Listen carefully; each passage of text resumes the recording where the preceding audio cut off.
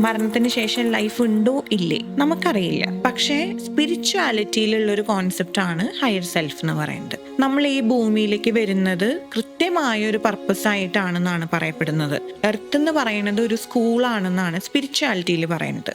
അപ്പൊ ഇവിടെ emotions learn ചെയ്യാനാണ് വരുന്നത്, ടു ഇവോൾവ്. എല്ലാം നമ്മൾ ചെയ്യുന്നത് ഇവോൾവ് ചെയ്യാൻ വേണ്ടിയിട്ടാണ്. അപ്പൊ എവല്യൂഷന് വേണ്ടിയിട്ട് നമ്മൾ ഇവിടേക്ക് വരുമ്പോൾ നമ്മൾ ഒരു പർപ്പസും ആയിട്ടാവും വരുന്നത്. ഫോർ എക്സാമ്പിൾ, ഇപ്പൊ നമ്മൾ ഫൊഗീവ്നെസ് പഠിക്കാനാണ് വരുന്നത് എന്ന് വിചാരിക്കുക. എങ്ങനത്തെ ഒരു സാഹചര്യമായിരിക്കും നമ്മൾ തിരഞ്ഞെടുക്കുക ഫൊഗീവ്നെസ് പഠിക്കണമെങ്കിൽ? ഏറ്റവും വൃത്തികെട്ട ആൾക്കാരാണ് നടക്കരിയുന്നത്. അല്ലാണ്ട് നമ്മൾ ഭയങ്കര കാമായിട്ടുള്ള വളരെ നല്ല സ്നേഹത്തോടെ ട്രീറ്റ് ചെയ്യുന്ന ഒരാളുകളുടെ അടുത്തായിരിക്കില്ല നമ്മള്.